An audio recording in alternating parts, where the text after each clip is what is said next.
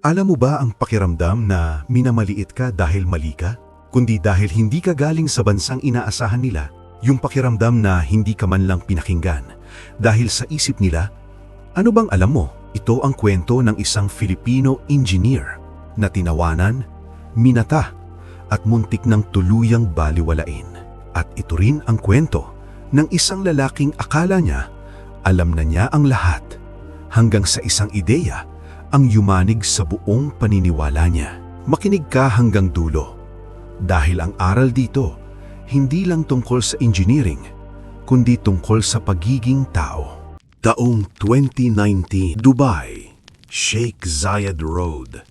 Sa gitna ng matatayog na gusali, may isang headquarters ng Al Noor Construction. Salamin ang dingding, araw ang refleksyon, kapangyarihan ang dating. Sa loob ng corner office, nakaupo si Rashid Al-Mansuri. 3 dekada na siyang engineer, 3 international awards, walang gusaling bumagsak, walang reputasyong nasira. Kapag may imposible, si Rashid ang tinatawag.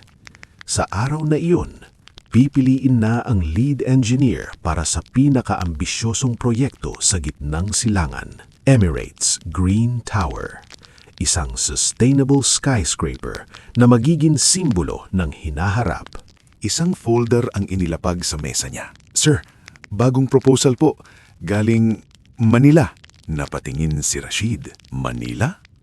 Binuksan niya ang folder. Garcia Engineering Solutions. Lead engineer, Carlos Garcia. Habang binabasa niya ang plano, unti-unting nagbago ang mukha niya. Mula sa interes, naging pagkalito, hanggang sa tawa. Hindi simpleng tawa, malakas, mapanlait. Bamboo? Sa 40-story building? Sa Dubai? Akala ba nito kubo ang ginagawa natin? Isinara niya ang folder. Rejected. Sa meeting ng selection committee, iprinisenta ni Rashid ang rekomendasyon niya. Isang German firm, steel, concrete, mahal pero safe. May nagtanong, paano yung proposal galing Pilipinas? Sumagot si Rashid, malamig ang boses. Reckless, hindi tested, hindi bagay sa klima natin. Tahimik ang kwarto. Alam nilang si Rashid ang batas. At doon, tuluyang na isang tabi ang Filipino proposal. 3 linggo ang lumipas. May dumating na email mula kay Carlos Garcia. Magalang, diretso. Sir, naiintindihan ko ang inyong pag-aalinlangan. Nasa Dubai po ako ngayon. Kung may 30 minuto kayo, gusto ko lang pong magpakita ng isang bagay. Muntik na niyang i-delete, pero may pumigil. Baka curiosity, baka konsensya. Tomorrow, 2 p.m., 30 minutes. Pumasok si Carlos. Simple, tahimik. May dalang maliit na bambu. Isang test lang. Bigat, 1, 2, 3. Hindi bumigay. Steel ang sinubukan. Mas mabilis bumaluktot. Tahimik si Rashid. Ipinakita ang simulation. Lindol, bagyo, hybrid structure. Hindi bumagsak.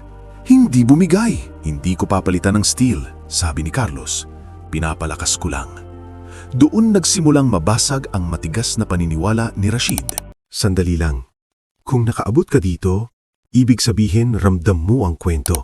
Like kung naniniwala kang may galing ang Pilipino. Share kung may kakilala kang minamaliit. Subscribe kung gusto mo ng ganitong kwento ng inspirasyon. Balik tayo. Nabigo ang German design. Wind load failed. Walang choice. Binuksan ulit ang proposal ni Carlos. Buong buo. Walang panghusga. At sa ikalawang boto, nanalo ang Filipino engineer. Mas magaan, mas matibay, mas mabilis gawin. 42 floors, hindi 40. Pinag-uusapan ng buong mundo. At sa awarding night, isang linya ang tumatak. Akala ko na ang lahat. Mali ako. Hindi steel, hindi concrete, hindi bamboo, kundi pagpapakumbaba. Dahil ang tunay na talino, marunong makinig. At ang tunay na galing, hindi namimili ng lahi. Kung gusto mo pa ng ganitong kwento, kwento ng Pilipinong hindi sumuko. Subscribe, comment ng PH, at share para mas marami ang ma-inspire.